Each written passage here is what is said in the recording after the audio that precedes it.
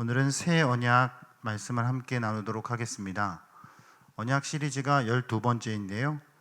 본래 계획은 14번을 하려고 했는데 하나를 줄여서 13번으로 해서 오늘과 다음 주 새 언약을 2번 함께 저희가 살펴보고 언약 시리즈를 마무리 짓도록 하겠습니다. 시작하면서 조금은 도발적인 질문을 하나 드리겠습니다. 여러분, 우리의 죄가 사함을 받고 천국 백성이 된다는 거, 그거 어떻게 되는 걸까요? 그러니까 우리가 구원을 받는다는 것이요, 그게 뭘로 이루어지는 것이죠? 좀 더 노골적으로 묻겠습니다. 우리의 구원이라는 건 믿음으로입니까? 행함으로입니까? 틀렸습니다. 우리의 구원은 행함으로입니다. 이게 무슨 소린가? 그렇게 생각하시는 분들이 있고, 제가 지금 뭔가 함정을 파놓았다라고 그렇게 생각하실 것 같은데, 끝까지 한번 들어봐 주시기 바랍니다. 우리가 구원을 받는다는 것, 천국 백성이 된다라고 하는 건, 우리의 죄가 용서받고 죽음에서 생명으로 옮겨진다라고 하는 것은 정확하게 믿음보다 더 앞서서 행함으로, 행위로 얻을 수 있는 것입니다. 매우 도발적이죠?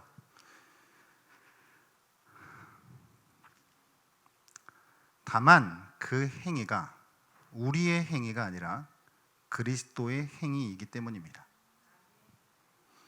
그리스도께서 행하신 것들로 인해서 그것을 믿는 자들에게, 그리스도가 행하신 그 행위를 믿는 자들에게 구원이 임하는 것입니다. 그러니까 정확하게 따진다라고 한다면 믿음으로 구원 얻는다는 것보다 더 앞서서는 행함으로 구원을 얻는 것이 맞습니다.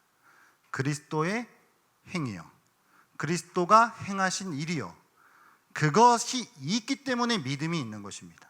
그러니까 믿음은 그냥 저기 이렇게 있는지 없는지도 모르겠는 걸 믿거나, 그냥 이렇게 긍정적으로 믿는다거나 이런 종류의 것이 아니라 이미 객관적으로 행해진 그 사실, 그리스도께서 행하신 그 행위, 그분의 그 공로, 그것이 먼저 있고 그것이 먼저 있는 다음 그것을 우리가 믿음으로 구원을 얻는 것이죠. 제가 드리고자 하는 요지는 바로 그것입니다. 이 그리스도의 행위를 우리가 믿음으로 구원을 얻는다라고 하는 것도 사실은 언약과 역시나 깊은 관계가 있습니다. 인류의 첫 조상 아담에게 하나님은요, 약속을 맺으셨습니다. 선악을 알게 하는 나무의 열매를 먹지 말라고 하는 것이죠. 너무 많이 들었습니다. 먹으면 죽음을, 먹지 않으면 생명을 주시겠다고 약속한 내용과 함께입니다. 이걸 정리하면요, 순종에는 영생을 주시겠다는 것이고 불순종에는 영벌, 죽음을 주시겠다라고 하는 것입니다. 이것을 우리는 창조 언약 혹은 행위 언약라고 하는 것으로 불렀습니다. 행위 언약이라고 부르는 이유는요, 순종이냐 불순종이냐 하는 행위가 그 약속의 조건으로 주어져 있기 때문입니다. 하지만 우리가 잘 알듯 아담은요, 선악과를 범함으로 인해, 먹어버림으로 인해 행위 언약은 지켜지지 못했죠. 인간은 타락했고 영원한 죽음이 형벌로 주어졌습니다. 하지만 하나님은 그 실패한 인간에게 다시 기회를 주셨죠. 그것이 그 유명한 원시 복음인 창세기 3장 15절입니다. 창세기 3장 15절 너무 유명한 말씀이지만요, 같이 한번 읽어보겠습니다. 시작. 내가 너로 여자와 원수가 되게 하고 내 후손도 여자의 후손과 원수가 되게 하리니 여자의 후손은 내 머리를 상하게 할 것이요 너는 그의 발꿈치를 상하게 할 것이니라 하시고. 아멘. 창세기 2장에서 맺으신 행위 언약이 실패로 끝나자 하나님은 그것을 다시 돌릴 수 있는 기회를 열어주신 것이죠. 구원자 메시아를 여자의 후손으로 보내주셔서 타락한 인류를 구원하시겠다는 약속입니다. 이 아담과 맺으신 이 약속이요 3장 15절 창세기 3장 15절 이것은 은혜 언약의 시작입니다. 이 은혜 언약의 시작인 이 약속을 통해서 하나님은 범죄한 인류와 세상을 구원하십니다. 기나긴 구속의 역사 속에서 하나님은 불순종에 대한 형벌을 그 죽음을 이기시고 영원한 생명을 허락하시는 것이죠. 죽었던 인간은 이제 그리스도 안에서 생명을 얻습니다. 죽음에서 생명으로 옮겨진 것이죠. 하지만 우리에게 허락된 생명은 값없이 된 것이 아닙니다. 우리가 전도한다거나 간혹 이야기할 때 구원은 공짜로 받는다라고 이야기하지만 그거는 한 가지를 생각하고 해야 하는 이야기죠. 세상에 공짜가 어디 있습니까? 우리의 구원은 공짜가 아닙니다. 그리스도께서 행하신 일이 있기 때문에 우리에게는 공짜인 것이죠. 그러나 큰 의미에서는 절대 공짜가 아닙니다. 우리의 죄라는 게 아무런 대가도 없이 사해진 게 아니란 말입니다. 우리에게 허락된 영생과 우리가 용서받는 죄는 그야말로 엄청난 대가를 치르고 이루어진 것입니다. 그 대가는 바로 그리스도의 순종과 그분의 희생입니다. 한마디로 그리스도의 이 행위를 통해서 우리는 구원을 받습니다. 구원은 그리스도의 행위를 통해서 성취됩니다. 이게 하나님이 처음부터 정하신 룰이에요. 하나님이 인간에게 처음에 정하신 룰이 무엇이었죠? 창세기 2장 계속 이제 반복해서 말씀드리는 거예요. 창세기 2장에서 선악과 명령이요. 먹으면 죽음을, 먹지 않으면 이제 영생을 약속한 그 약속인데요. 그게 이제 행위를 조건으로 주어져 있기 때문에 행위가 조건으로 주어져 있기 때문에 그게 창조 언약이지만 다른 한편으로는 행위 언약이다라고 부른다고 말씀을 드렸지요. 아담과 맺으신 이 행위 언약을 아담은 행하지 못했지만 둘째 아담으로 오신 그리스도께서 그분의 모든 희생과 순종을 통해서 그걸 행하심으로, 순종과 희생을 행하심으로 그 구원을 이루시는 것인데, 처음 맺었던 그 행위 언약은 아담은 그것으로부터 실패했지만 둘째 아담으로 오신 그리스도께서 그것을 성취하시고 그것을 완성하심으로써 우리의 구원이 이루어진단 말이에요. 그러니까 처음부터 룰은 바뀌지 않았습니다. 행위 언약에서 아담이 그것을 지키지 못했다라고 해서 야 그러면 없었던 걸로 해 이렇게 되는 것이 아니라 말이죠. 하나님은 처음부터 정하신 그 룰을 그대로 지켜가시는 거예요. 그럼 그 룰을 우리가 할 수 없기 때문에, 애당초 우리는 그것을 할 수 있는 힘도 없고 아무런 능력도 없기 때문에 그것을 우리 대신 하게 하신 분을 통해 그 룰도 지키고 그 모든 내용도 다 지키셔서 우리의 구원을 이루셨다라고 하는 말입니다. 하나님의 처음 언약인 창조 언약, 그러니까 이 행위 언약은 실상 실패가 아니라 성공이라고 봐야 맞습니다. 그런데 이 성공 역시 언약을 통해서 이루어졌다라고 하는 것, 그게 우리가 주목해야 하는 것이죠. 그게 새 언약에서 비로소 최종적으로 완성되어지는 것입니다.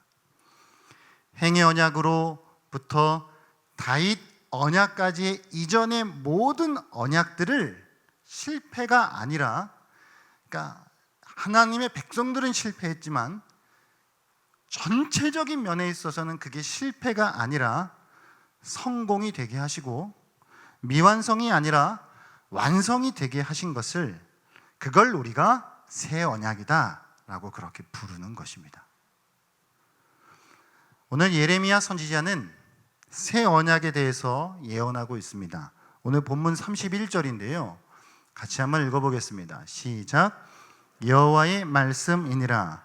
보라, 날이 이르리니 내가 이스라엘 집과 유다 집에 새 언약을 맺으리라. 아멘.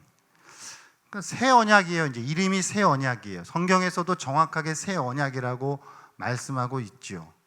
새 언약이라고 하는 건 그에 상응하는 옛 언약이 있다는 얘기입니다. 옛 언약이라고 하면 시기적으로 새 언약 앞에 있는 모든 것들을 다 옛 언약이라고 부를 수도 있지만, 그러나 성경은 조금 더 좁은 의미에서 옛 언약을 말합니다. 새 언약과 비교되는 그 좁은 의미에서의 옛 언약은 바로 모세 언약입니다. 순종이냐 불순종이냐라고 하는 행위가 조건으로 주어진 모세 언약에 대해서 이스라엘 백성들은 충실하지 못했죠. 그 어느 것도 제대로 지키지 못했습니다. 모세 언약뿐만 아니라요, 그 이후에 다윗과 맺으신 다윗 언약에도 조건이, 순종과 불순종에 대한 조건이 주어져 있는데, 그 다윗 언약에도 충실하지 못합니다. 솔로몬 이후에 수많은 왕들도 이 모세 언약, 다윗 언약에 신실하지 못한 것을 우리는 너무 잘 알고 있습니다. 그렇지만 모세 언약은 애당초 지킬 수 있는 것이 아니었습니다. 율법의 당당한 요구 앞에서 인간이 할 수 있는 것이라고는 자신들의 무능력함을 인정하고 구원자를 소망하는 일뿐이었습니다. 율법은, 그 모세 언약, 이 율법은 구원자 그리스도에게로 향하는 길을 열어주는 중요한 수단입니다. 율법으로 인간은 자신이 얼마나 무겁고 더러운 죄인임을 깨닫고 구원자를 향해서 손을 뻗어야 합니다.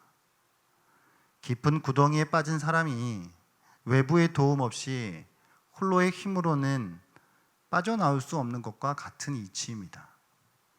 그래서 하나님은 옛 언약보다 더 좋은 새 언약을 맺어주십니다. 이 새 언약은 이전에 있었던 모든 언약들과는 완전히 다른 것입니다. 완전히 새롭고 달라진 방식의 언약으로만 범죄한 인간을 구원할 수 있기 때문이죠. 정확히 말하면 이 새 언약이, 이게 원래 진짜 오리지널 언약입니다. 그 이전의 모든 언약들은 그림자예요. 아브라함 언약, 다윗 언약은 모두 그림자고 새 언약이 실체입니다. 아브라함 언약과 다윗 언약을 비롯한 이전의 모든 언약들이 다 함께 바라보고 있었던 것, 그게 바로 새 언약이라고 하는 것이죠. 그래서 신약 성경 이 마태복음이요. 이 마태는 그 복음서를 시작하면서 아주 간단 명료하게 계보를 시작하는데, 그 계보를 이렇게 시작합니다. 마태복음 1장 1절을 한번 읽어볼까요? 시작. 아브라함과 다윗의 자손 예수 그리스도의 계보라. 아멘. 예수님의 조상이 아브라함과 다윗밖에 없나요? 아니죠. 수많은 조상들이 있습니다. 언약과 관련되어 있는 것이죠. 아브라함과 언약을 맺으신 그 하나님, 다윗과 언약을 맺으신 그 하나님, 그렇게 아브라함의 자손으로, 다윗의 자손으로 오신 구원자 메시아 그리스도가 바로 예수다 라는 말로 시작을 하는 것이죠. 그의 복음서를. 이게 언약과 관련되어 있기 때문입니다. 아브라함 언약과 다윗 언약이 가리키고 있었던 바로 그것, 그 그리스도가 바로 예수시다 라는 것입니다. 모세 언약에서 이스라엘 백성들이 실패했고 수없이 실패했죠. 하나님한테 맞기도 하고 벌을 받기도 했습니다. 그리고 다윗과 맺으신 그 언약에도 이스라엘은 신실하지 못했죠. 그래서 어떤 일이 일어나죠? 실제로 다윗 왕조가 물론 상대적으로 긴 시간을 이어갔지만, 대략 한 400년 정도 이어갔지만 다윗 왕조도 끝났어요. 다윗 왕조도 끝났고 하나님이 그 세우신 그 나라, 다윗의 나라, 그 영원히 지켜주시겠다라고 약속했던 그 왕조, 왕위, 그것도 이어져 갔나요? 아니죠. 그것도 끊어졌습니다. 바벨론 포로로 끌려감으로써 모든 것이 다 망하고 이제는 다 끝났다라고 생각될 듯한 그런 시간들이 이어졌습니다. 그러니까 이스라엘 백성들이 지키지 못했기 때문에, 모세 언약도 지키지 못했고 다윗 언약도 지키지 못했기 때문에 그 언약의 조건으로 주어진 그 벌들이 실제로 이스라엘 역사 속에서 펼쳐지고 있는 것처럼 보여줬단 말입니다. 그러나 우리는 그 언약에 신실하지 못했지만 하나님은 처음부터 모든 것을 보고 계셨고, 그 언약에 신실하신 하나님은 끊어진 것 같은 그것을 다시 사실은 끊어진 것이 아니었다라고 하는 것을 보여주심으로써 수백 년이 지난 이후에 이 땅이 그리스도를 오게 하심으로 그 그리스도를 통해 다윗의 왕조를 다시 일으키시고 아브라함의 자손을, 그 약속의 자손, 그 아브라함의 약속의 자손을 다시 일으키심으로써 그렇게 하나님이 이전의 모든 언약들이 바라보게 하셨던 그 하나님의 나라 안에 땅도 있고 백성도 있고 주권도 있는 그 모든 그림자로서 보여주셨던 그것들을 이제 예수 안에서 진정한 땅, 진정한 백성, 진정한 주권으로, 그것이 예수를 통해 이루어지신 하나님의 나라를 이루심으로 그 구원의 역사가 실패가 아니라 완성이고 그것이 진정한 성공이다 라고 하는 것을 한치의 오차도 없이 그것을 이루고 그것을 우리에게 보여주신다라고 하는 것입니다. 이 새 언약이 바로 그 일들에 대한 약속이에요. 이전에 있던 모든 것들의 한계를 드러내고, 그래서 그것과 전혀 다른 무엇이 와야 하는 것인데, 그 전혀 다른 무엇이 어떠한 특성을 가지고 있는가를 성경 많은 곳에 그것이 흩어져 있지만 예레미야 31장은 그것을 아주 분명하고 선명하게 가르치고 있기 때문에 이 본문을 새 언약 본문이다라고 그렇게 말할 수 있는 것입니다. 그럼 이 새 언약 본문에서 나타나는 새 언약의 가장 대표적인 특징이 뭘까요? 우리의 마음에 새겨졌다라고 하는 말입니다. 오늘 본문 31장 33절인데요. 같이 한번 읽어보겠습니다. 시작. 그러나 그날 후에 내가 이스라엘 집과 맺을 언약은 이러하니 곧 내가 나의 법을 그들의 속에 두며 그들의 마음에 기록하여 나는 그들의 하나님이 되고 그들은 내 백성이 될 것이라. 여호와의 말씀이니라. 아멘. 언약의 핵심적 사상의 한 문장은 나는 그들의 하나님이 되고 그들은 내 백성이 될 것이다 라고 했죠. 그게 이 예레미야 31장에서도 고스란히 담겨 있고, 하나님이 이스라엘 백성들은 자신을 배신했지만 그 배신에도 불구하고 하나님이 이 일을 궁극적으로는, 최종적으로는 온전하게 이루어내시고야만 그 하나님을 우리가 볼 수 있게 되는 것이죠. 새 언약은 옛 언약이 줄 수 없는 것을 주고 있습니다. 그것은 내적인 갱신이고 마음의 할례를 통해서 이루어 가시는 것입니다. 하나님의 백성은 이제 완전히 새로운 순종 속에서 살아갈 수 있게 되어지는 것이죠. 옛 언약이라고 상징되어지는 그 율법, 모세 언약, 그 율법은 외부에 쓰여져 있잖아요. 돌판이요. 그러니까 지금 돌판에 쓰여져 있다라고 하는 것과 마음에 쓰여져 있다라고 하는 것 두 개를 비교하는 요거에 우리가 집중을 해야 됩니다. 그러니까 모세 언약, 이 옛 언약, 이 율법은 돌판에 기록되어진 것이죠. 그래서 우리로 그것을 행하라고 말씀하신 것이죠. 그런데 이제 옛 언약이 아닌 새 언약은 그런 방식이 아니라 밖에다가 써놓고 어딘가에 써놓고 너 그걸 지켜 이렇게 하는 것이 아니라 아예 그 율법을, 그 약속을 우리 마음 안에, 우리의 이 신비 안에 새기셔서, 이제는 그러니까 새기셔서 완전히 다른 방식이죠. 완전히 다른 방식으로 우리 안에 이전에 순종을 할 수 없었던, 그게 원래 그러니까 구조 자체가 순종을 할 수가 없어요. 그러나 이제 완전 새로운 구조와 형태를 만드심으로써 우리 안에서 그것을 이루어 가시는 것, 그게 이 새 언약의 핵심적인 것입니다. 그러니까 이제 완전 전혀 별개의 순종을 할 수 있는 것이죠. 우리는 돌판에 새긴 것은 저 바깥에 있으니까 마치 이건 어떤 내용이냐면 바로가 이스라엘 백성들에게 벽돌도 주지 않고 야 성을 쌓아라 이런 거예요. 말이 되는 거냐 말이죠. 말이 안 되는 거예요. 그런데 이 새 언약은 우리에게 직접 우리로 벽돌이 되게 하시는 것이죠. 우리가 그것을 스스로 우리가 쌓아져 올라갈 수 있도록 하는 것입니다. 이 마음에 새겼다라고 하는 것은 결국 이것은 뭐와 연결이 되어지는 것이냐면 성령의 내주와 연결이 되는 것입니다. 그러니까 이제 뭔가 이렇게 좀 떨어져서 외부에다가 갖다 놓고 그것을 행하라고 하시는 것이 아니라 아예 그리스도를 통해서 그 이루신 그 일, 그와 함께 그리스도께서 보내어 주시는 성령을 우리 안에 내주하시게 하심으로 그 법을 아예 우리의 마음에다가 깊이 새겨 버리심으로써, 그러니까 그게 없으면 우리가 순종을 할 수 없잖아요. 근데 그렇게 우리 안에 들어오심으로써 우리가 그 순종을 행하게 하시는 새로운 원리와 구조를 창조하셨다라고 하는 것이죠. 이 새 언약이 사실 새 창조예요. 새로운, 전혀 완전한 새로운 것을 만들어내셨다라고 하는 것을 가르쳐주고 있습니다. 이게 바로 그리스도께서 우리에게 약속하신 언약이고, 그 언약의 가장 중요한 특징은 마음의 새기심입니다.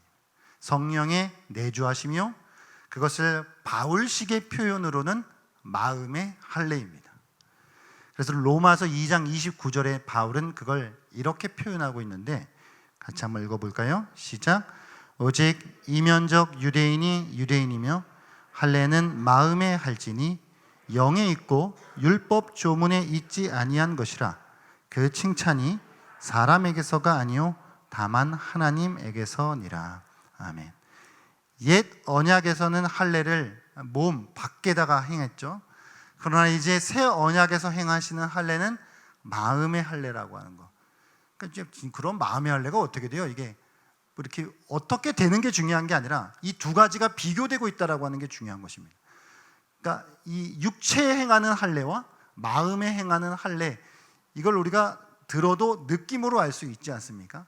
하나님은 우리의 마음을 새롭게 하심으로 원래 나는 할 수 없는 그것을 그리스도 그리고 성령을 통해 내가 그 일들을 이룰 수 있게 하신다라고 하는 것이죠. 그래서 이제 우리는 모두는 하나님을 알지 못한다 할 수 없는 것이고, 우리는 하나님을 알 수 있는 것이고, 그리스도 예수 성령 안에서 우리는 순종할 수 있는 것이죠.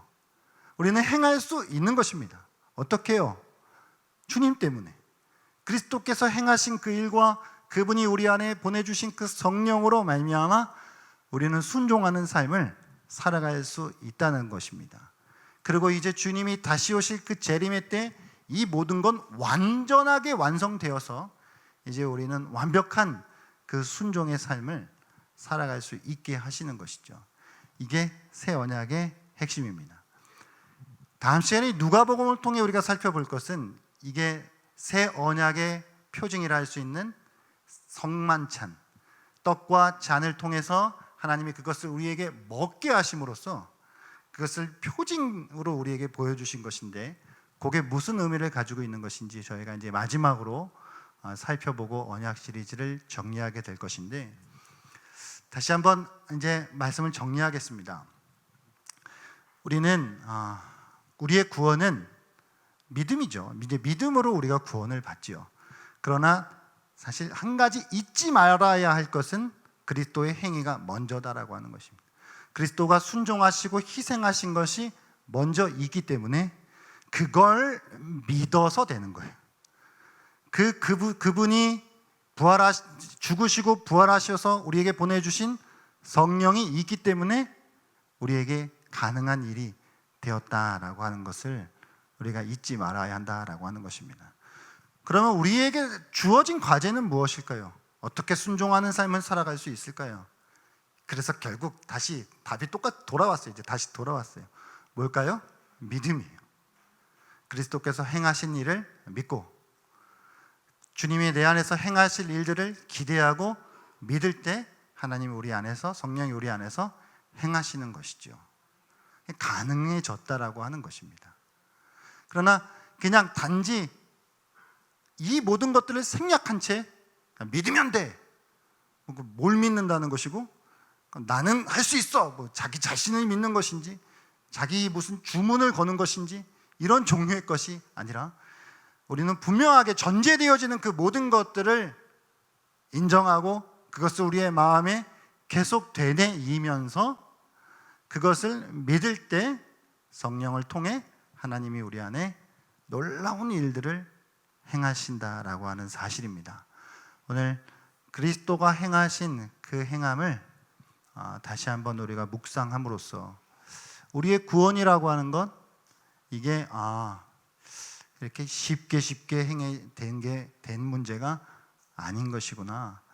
우리가 구원받았다라고 하는 것은 엄청난 그리스도의 희생과 순종이 먼저 있었기 때문에 가능한 것이구나. 우리가 그것을 믿을 수 있다라고 하는 것 자체가 은혜고, 그 믿음을 우리에게 주신다라고 하는 것 자체가 은혜이기에 이제 우리는 모든 것을 다 하나님의 은혜입니다라고 고백하면서 살아갈 수 있게 되어지는 것이죠. 그 주님을 온전하게 믿음으로, 나는 할 수 없지만 내 안에 계신 그 주님으로 말미암아 우리 안에 새 일을 행하실 주님을 기대하며 그렇게 살아가실 수 있는 우리 모든 성도님들 되실 수 있기를 주의 이름으로 축복합니다. 기도하겠습니다.